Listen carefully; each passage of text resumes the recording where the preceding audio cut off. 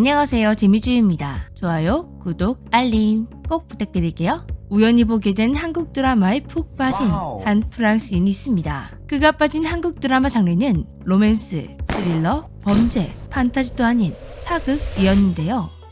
요즘 한국 사극에는 로맨스, 스릴러, 판타지, 범죄, 그리고 먹방까지 적절하게 섞여 있다 보니 한국 역사를 모르는 외국인들도 한국 사극에 빠져드는 것은 신기한 일이 아니지만 이 프랑스인이 사극에 푹 빠진 이유는 좀 특이했습니다.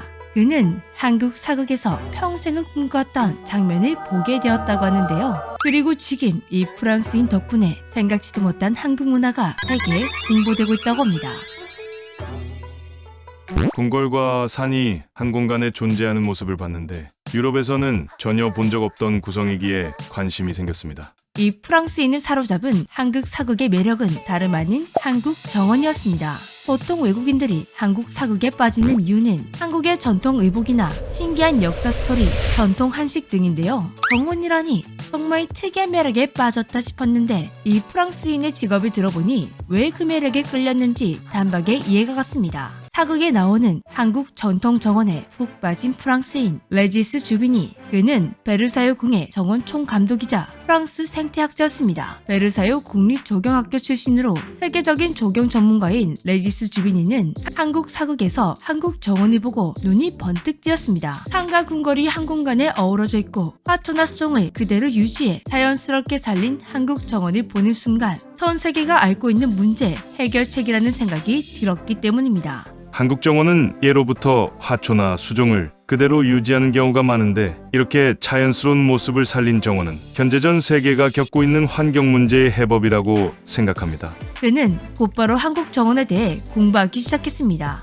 하지만 정보를 구하는 게 쉽지 않았는데요. 관련 학자들을 찾아 자문을 구했지만 프랑스의 어떤 학자에게도 한국 정원 구성에 대한 설명을 들을 수가 없었다고 합니다. 그래서 그는 한국 논문을 찾아보기로 했습니다. 때마침 한국의 박정욱 교수가 유럽에 처음으로 한국 정원 연구 논문을 발표했는데요. 레지스 주비니는 그 논문을 접하게 되었습니다. 그렇게 2021년 프랑스 파리 류상부르 정원 벤치에서 박정욱 교수와 레지스 주비니는 운명처럼 인연을 맺게 되었고 그들은 K가든 협회의 공동회장이 되었습니다. 보통 해외에서 동양의 정원하면 일본이나 중국의 정원이 많이 알려져 있는데요. 한국의 정원은 생소했습니다.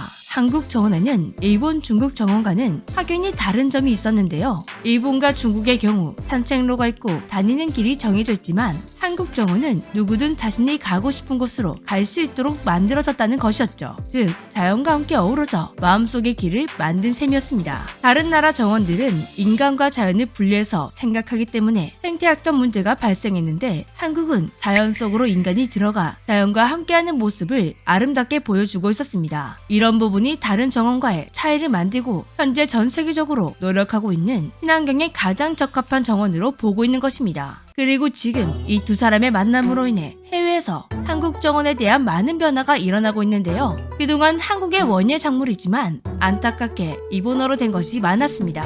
그래서 이번에 일본어로 된 한국 원예 작물을 한국말로 바꾸기 시작했고 이를 시작으로 토목 건축 분야의 일본식 용어도 한국어로 바꿀 계획이라고 합니다. 또한 일본 정원의 기본적인 틀이 한국에서 일본으로 전수되었다는 걸 알리는 등 동양 정원에 대해 잘못 알려진 부분을 바로잡고 싶다고 전했습니다. 현재 두 사람이 공동회장으로 있는 K가든 협회. K가든 협회 하니까 뭔가 한국이 주도적으로 만든 협회 같죠? 하지만 이 협회는 놀랍게도 프랑스 상원의 요청으로 인해 한국 정원을 중심으로 유럽의 생태학 및 문화 프로젝트에 부응하기 위해 설립된 단체라고 합니다. 프랑스 상원과 대한민국 국회가 상호 교류 차원에서 프랑스 주요 도시의 한국 정원을 조성하기로 했고 이를 바탕으로 K가든 협회를 포함한 여러 기관들이 프랑스의 한국 전통 정자, 전통 정원 등을 조성하고 문화 교류를 이어나갈 계획이라고 밝혔습니다. 레지스 주비니 협회장은 2025년 5월에서 10월까지 6개월 동안 파리 류상부르 공원에서 열리는 한국 르네상스 전시회에서 고조선 시대부터 한국 정원 르네상스를 보여주기 위해 새로운 기술인 DR 기법을 적용해 관람객들의 관심을 끌어들일 것이라고 합니다. DR은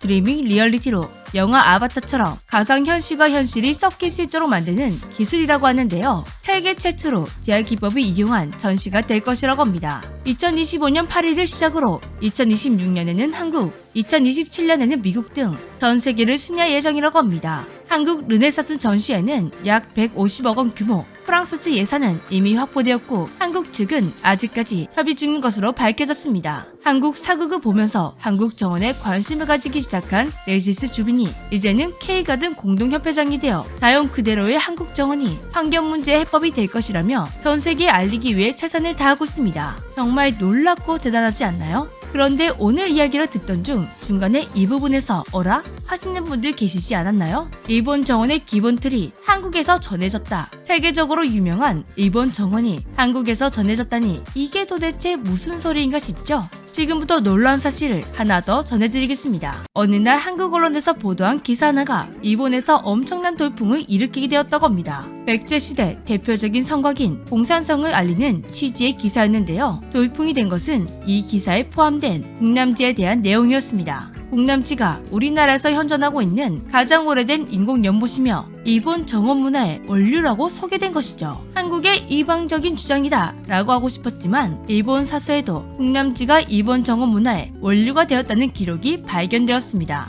일본 정원은 일본 정부가 매년 해외 공공장소에 지원해서 설립할 정도로 일본이 자랑하고 자부하고 있는 문화입니다. 그런 문화의 뿌리가 한국에서 시작되었다는 사실이 일본에게는 큰 충격이다 보니 난리가 났던 것인데요. 국남지는 백제 무왕 35년에 만들어졌습니다. 국남지가 있는 궁선 남쪽은 무왕의 탄생설화와 관련이 있는 곳입니다. 무왕은 일본과 교류를 활발하게 했는데 이때 국남지의 조경 기술이 건너간 것인데요. 일본 서기에도 정확하게 기록되어 있습니다. 다만 우리나라와 일본의 조경은 차이점이 있습니다. 우리나라의 조경은 착용이 바탕인 반면 일본은 폐쇄된 공간에 축소시키는 방법을 사용한 것입니다. 하지만 뿌리가 되는 것은 백제의 조경 기술이었던 것이죠. 세계적인 조경 전문가도 사로잡고 세계적으로 유명한 동양의미 일본 정원의 원료였다니 한국 정원은 알면 알수록 놀라운데요.